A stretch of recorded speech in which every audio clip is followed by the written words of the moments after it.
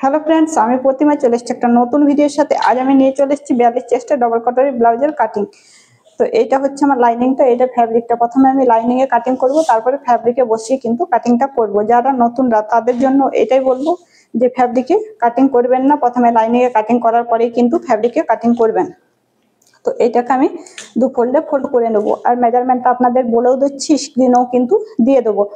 আর ভিডিওটা স্কিপ করবেন না, পুরো ভিডিওটা দেখুন, তাহলে মনোযোগ সহকারে দেখবেন, সহজভাবে কিন্তু ব্লাউজের কাটিংটা আপনারা বুঝতে পারবেন। তাহলে চলুন লাইনিংটাকে দু ফোল্ডে ফোল্ড করে নিচ্ছি।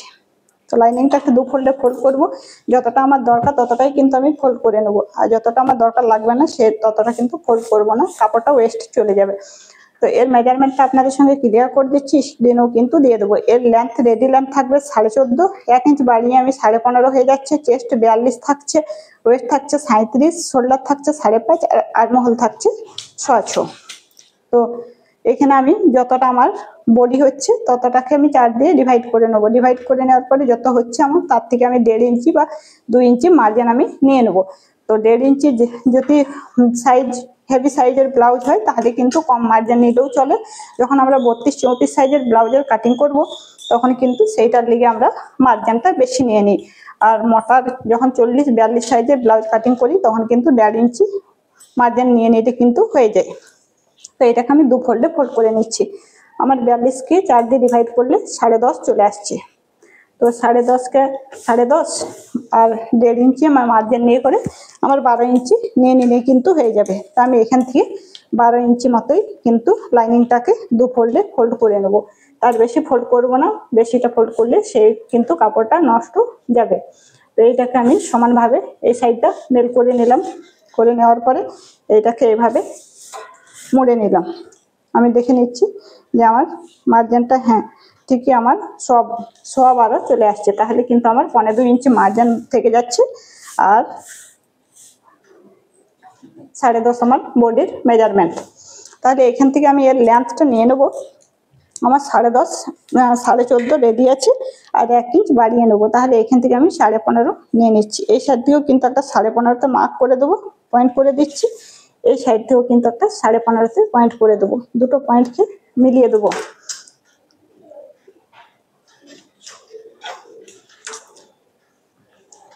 এই দুটো পয়েন্টকে আমি এভাবে মিলিয়ে দেবো।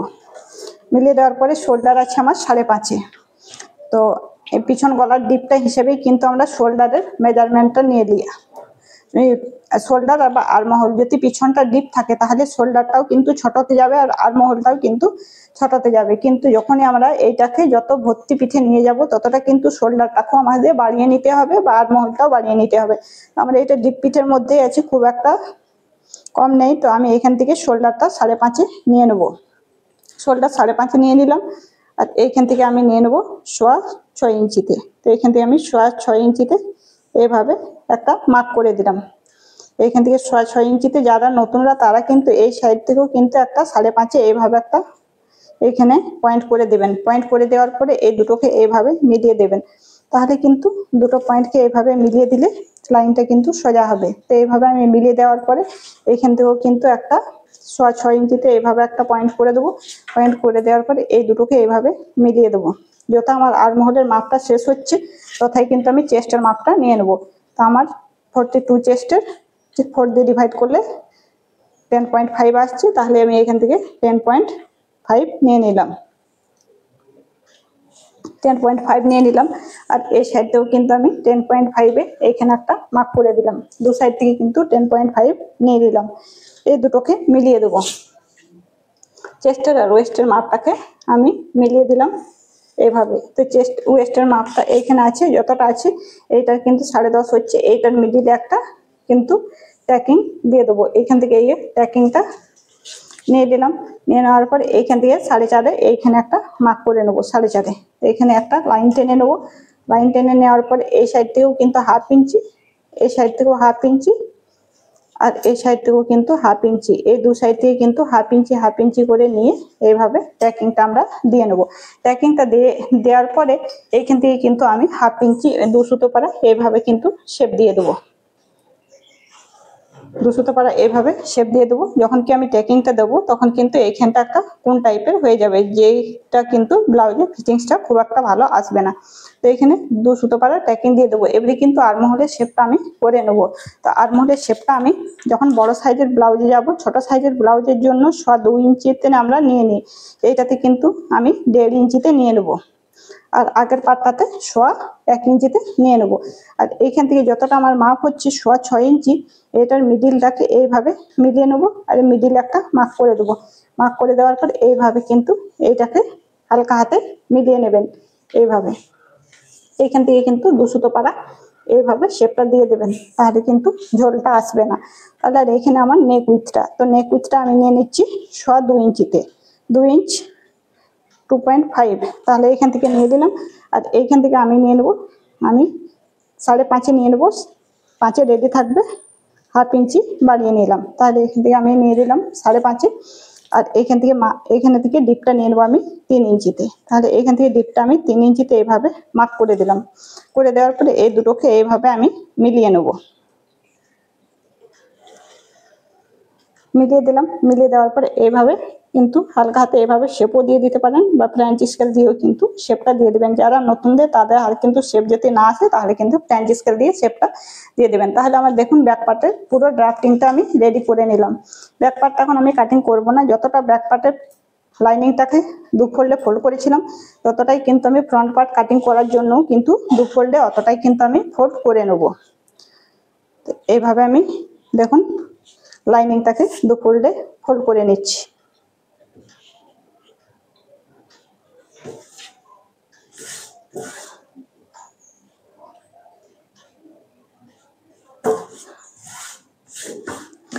দেখে নিতে হবে যে 2 ফোল্ডে ফোল্ড করে নিয়ে ফিতে দিয়ে মাপটা সঠিকভাবে আসছে কিনা। তাহলে আমার মাপটা করে নিলাম সঠিকভাবে, কিন্তু ফিতে দিয়ে মাপটা করে নিতে হবে। এইটাকে আমি ফ্রন্ট পার্ট ব্যাক পার্টটাকে আমি আগে মুড়ে রেখে নিলাম। মুড়ে রেখে নেওয়ার পরে এইটাকে আমি 2 ফোল্ডে ফোল্ড করে নিলাম। তো যতটা আমার শোল্ডার আছে আমি ততটাই শোল্ডারটা নিয়ে নেবো। আর যতটা আমার আর্মহোল আছে, শোল্ডার যতটা আছে আমি শোল্ডারটা ততটাই নিয়ে নিলাম 5.5। আর্মহোল আমার যতটা থাকবে ততটাই কিন্তু আমি আর্মহোলটাও নিয়ে নেবো। ফ্রন্ট পার্টে ব্যাক পার্টে যতটা নিয়েছি ততটা কিন্তু আমি ফ্রন্ট পার্টও নিয়ে নেবো। তাহলে এটা আমি 6 নিয়েছিলাম, এইখান থেকেও কিন্তু 6 ইঞ্চিতে এইভাবেও একটা নিয়ে দিলাম। এই দুটোকে এইভাবে মিলিয়ে দেবো। মিলিয়ে দিলাম। এখানে যথা আমার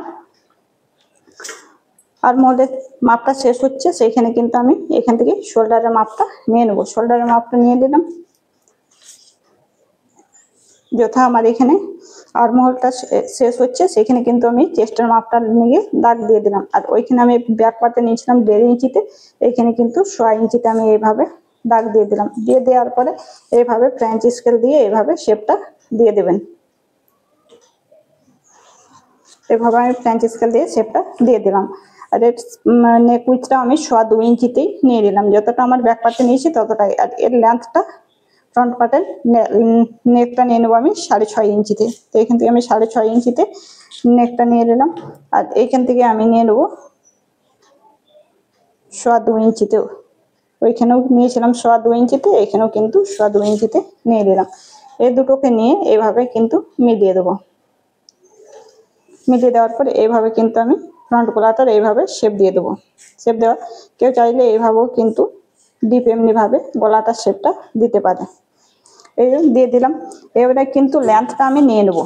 লেন্থটা তো আমার ব্যাক পার্টের লেন্থ ছিল 14.5 রেডি থাকবে, 1 ইঞ্চি বাড়িয়ে নিয়েছিলাম 15.5। আর এইখান থেকে আমি নিয়ে নেবো 16 ইঞ্চিতে। তাহলে এইখান থেকে আমি 16 ইঞ্চি 1/2 ইঞ্চি বাড়িয়ে নিচ্ছি। এখান থেকে 16 ইঞ্চি এই সাইড থেকেও একটা মার্ক করলাম, আর এই সাইড থেকেও কিন্তু 16 ইঞ্চিতে একটা মার্ক করে দিলাম। দু সাইড থেকে কিন্তু 16 ইঞ্চিতে মার্ক করে দেওয়ার পরে এই দুটোকে এইভাবে মিলিয়ে দেবো।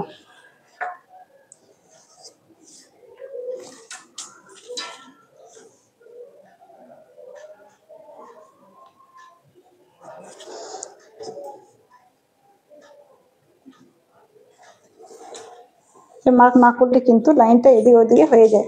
তাহলে এদিকে 16তে মার্ক করে নেওয়ার পরে তার উপরে কিন্তু 3 ইঞ্চিতে আরেকটা করে মার্ক করে নেবো। এইদিকেও একটা 3 ইঞ্চিতে করে নেবো, আর এই সাইডেও কিন্তু 3 ইঞ্চিতে আরেকটা মার্ক করে নিলাম। 3 ইঞ্চিতে মার্ক করে নিলাম। এটা আমি নিচের পটির জন্য মার্কটা করে নিলাম। এই পার্টটাতেই কিন্তু কোথায় কোথায় চেঞ্জ হচ্ছে, এটার মধ্যে কটরি নিচের পার্টটা অ্যাশটা সবই কিন্তু বার হয়ে যাবে। তো এবারে কিন্তু বডির মেজারমেন্টটা যতটা আমি ব্যাক পার্টে বডির মেজারমেন্ট নিয়েছিলাম ততটাই কিন্তু আমি ফ্রন্ট পার্টেও বডির মেজারমেন্টটা নিয়ে নেবো। তো এইখান থেকে আমি 10.5 নিয়ে নিলাম, কেন কি 42 চেস্ট আছে, সেই জন্য এইখান থেকেও কিন্তু 10.5 নিয়ে নিলাম। এই দুটোকে এইভাবে মিলিয়ে নেবো,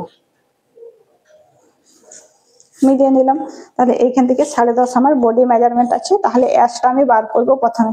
তো অ্যাশটা যদি বার করবার জন্য আমাকে যতটা আমার বডি মেজারমেন্ট আছে তাকে কিন্তু আমি 3 দিয়ে ডিভাইড করব। তো 10.5কে আমি 3 দিয়ে ডিভাইড করলে হয়ে যাচ্ছে আমার 3.5 চলে আসছে এইখান থেকে। তো আমি এখানে 3.5 একটা মার্ক করে দিলাম। করে দেওয়ার পরে যতটা আমার ব্যাক পার্টে নিয়েছিলাম 1.5 ইঞ্চি, সেখানে থেকে কিন্তু সেই হিসাবে কিন্তু 1.5 ইঞ্চি আর্মহোলের শেপটা আমি দিয়ে করে এইভাবে কিন্তু 2.5 ইঞ্চিতে এখানে একটা মার্ক করে দেবো। করে দেওয়ার পরে এইখান থেকে 1 ইঞ্চিতে এইখানে একটা মার্ক করে দেবো ফ্রন্ট গলার জন্য। তাহলে এই 3টাকে আমি রাউন্ড স্কেল দিয়েও কিন্তু শেপটা দিয়ে দিতে পারি, আর না ছাড়া এইভাবে হালকা হাতেও কিন্তু আপনারা একদম আলতু হাতে এইভাবে শেপটা দিয়ে দিবেন, এভাবে শেপটা দিয়ে দিবেন। তাহলে দেখুন এই আমার অ্যাশটা রেডি হয়ে গেল। এবারে কিন্তু উপরের কটরিটা আমি বার করে নেব। কটরি বার করতে গেলে এইখান থেকে একটা 1 ইঞ্চিতে এইভাবে মার্ক করে নেব। মার্ক করে নেওয়ার পরে এই ফ্রেঞ্চ স্কেল দিয়ে এটাকে শেপ দিয়ে দেবো।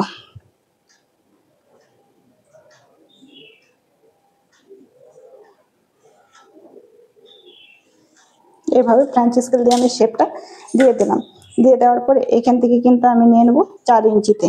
এখান থেকে 4 ইঞ্চিতে নিয়ে নিলাম।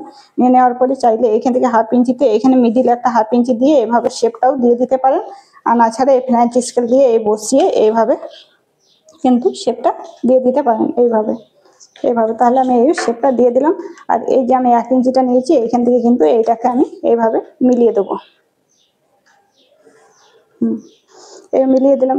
মিলিয়ে দেওয়ার পরে আমাকে দেখে নিতে হবে কটরিটা কিন্তু পারফেক্ট সাইজে আসছে কিনা। তো যত আমার বডি মেজারমেন্ট থাকছে তাকে কিন্তু আমাকে 5 দিয়ে ডিভাইড করে নিতে হবে। তাহলে আমার এখান থেকে চলে আসছে 8.5 আমার কটরি। যদি আমি 42কে 5 দিয়ে ডিভাইড করি তাহলে আমার কিন্তু 8.4 মানে পুরো আসছে না, কিন্তু 8.4 লগভগ চলে আসছে আমার কটরিটা। তাহলে এখান থেকে আমাকে মাপটা করে নিয়ে নিতে হবে। 8.4 ডাইরেক্ট আসছে, কিন্তু 1/2 ইঞ্চি আমাকে বাড়িয়ে মোটামুটি 9-এর কাছাকাছিতে কটরিটা করে নিতে হবে। তাহলে এইখান থেকে আমি এইভাবে বাড়িয়ে দেবো।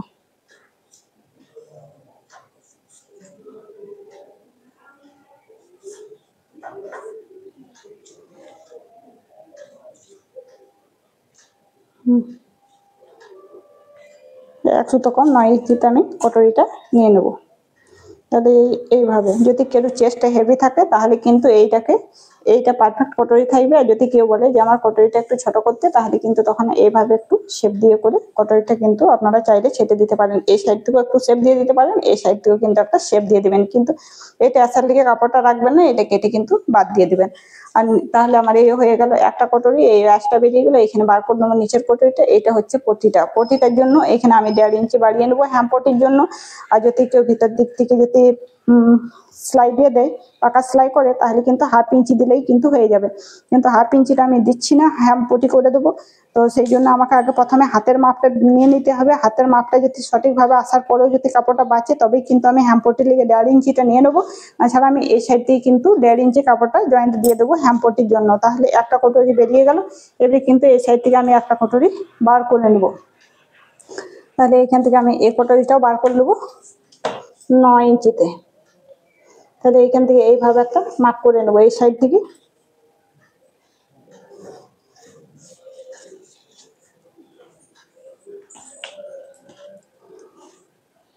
এইখান থেকে 9 ইঞ্চিতে এখানে একটা মার্ক করে দিলাম, এখান থেকে 9 ইঞ্চিতে মার্ক করে দিলাম। এই দুটোকে মার্ক করে দেওয়ার পরে এই দুটোকে এইভাবে আমি মিলিয়ে নেব।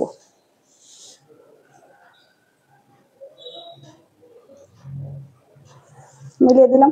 মিলিয়ে দেওয়ার পরে 42কে আমাকে 12 দিয়ে ডিভাইড করতে হবে নিচের কটরিটার জন্য। তাহলে এখানে আমার 3.5 চলে আসছে। আর 1.5 ইঞ্চ আমি বাড়তি নিয়ে নেবো, তাহলে কিন্তু আমার 4 ইঞ্চ লাগবে। তাহলে এখান থেকে আমি 1.5 ইঞ্চ বাড়িয়ে নেবো। আর তারপরে 4 ইঞ্চি দুটো আমি দু সাইড দিয়ে মার্ক করে দিলাম 4 ইঞ্চিতে। এই 4 ইঞ্চিকে এইভাবে মিলিয়ে দিলাম। মিলিয়ে দেওয়ার পরে এইখান থেকে আমি 1.5 ইঞ্চিতে এইখানে একটা মার্ক করে দিলাম। এই সাইড থেকে 1/2 ইঞ্চিতে একটা করলাম, এই সাইড থেকে কিন্তু 1/2 ইঞ্চিতে একটা মার্ক করে দিলাম। করে দেওয়ার পরে এটাকে আমি ফ্রেঞ্চ স্কেল দিয়ে শেপটা দিয়ে দেবো। তাহলে এইভাবে আমি কিন্তু ফ্রেঞ্চ স্কেল দিয়ে শেপ দিয়ে দেবো। এইটা কিন্তু হাতেও শেপ দেওয়া হবে, কিন্তু খুব একটা হাতে শেপ দিলে শেপটা ভালো আসে না, তো সেই জন্য ফ্রেঞ্চ স্কেল দিয়ে শেপটা দিয়ে দিলাম। তাহলে এইভাবে কিন্তু হাফ ইঞ্চিতে এইখানেও কিন্তু শেপটা হয়ে গেল। এই আমার রেডি হয়ে গেল। এইটাতে কিন্তু গ্লাস হাতা আছে, যেহেতু আমি 1.5 ইঞ্চি হ্যামার লিগে মার্জিনটা এখন নিলাম না। তাহলে এবারে এটার কাটিংটা আমি করে নিই। তাহলে এটার কাটিংটা আমি করে নিচ্ছি। এইভাবে এখানে কিন্তু 2 সুতো পাড়া শেপ দিয়ে নিলাম। শেপ দেওয়ার পরে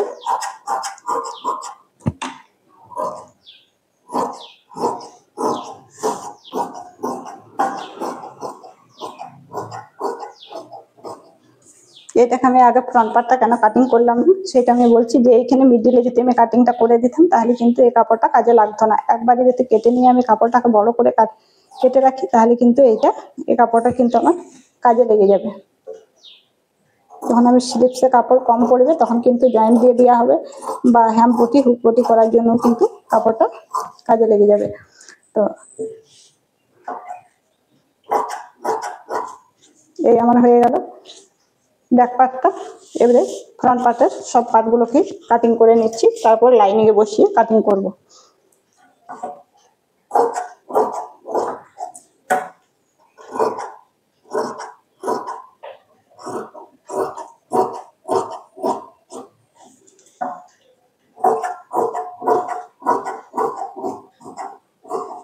এই অ্যাশটার কিন্তু 2 সুতো পাড়া কিন্তু আমরা উঠিয়ে এখান থেকে শেপটা দিয়ে দেবো। এখানে অ্যাশটাকে 2 সুতো পাড়া শেপ দিয়ে দিলে অ্যাশটার ফিটিংসটা ভালো হবে। তাহলে এখান থেকে আমি এইটাকে ছেটে নিচ্ছি, এইভাবে হয়ে গেল।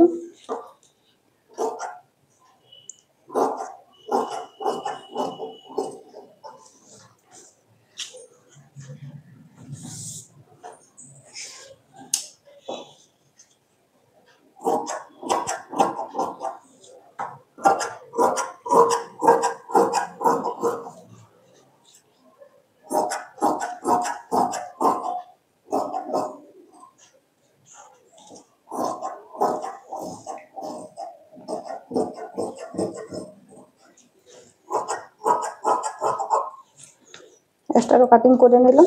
এবার একটা কটরি বাকি আছে আর নিচের পটিটা।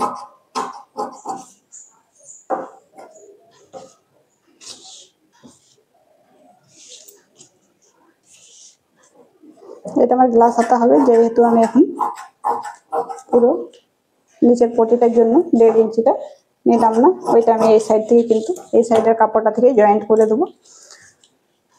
এবারে কিন্তু লাইনে আমি কাটিংটা করে নেব।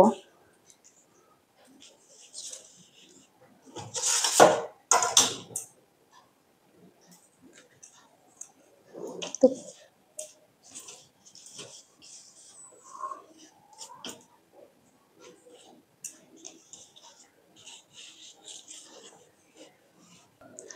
তাহলে কাটিংটা কেমন লাগলো কমেন্টে অবশ্যই জানিয়ে। যদি ভিডিওটা ভালো লেগে থাকে চ্যানেলটাকে সাবস্ক্রাইব করে দেবেন, পাশে থাকা বেল আইকনটাও প্রেস করে দেবেন। ভিডিও দেওয়ার সঙ্গে সঙ্গে নোটিফিকেশনটা পৌঁছে যাবে। ফিরে আসছে একটা নতুন ভিডিওর সাথে। ততক্ষণ আপনারা ভালো থাকবেন, সুস্থ থাকবেন।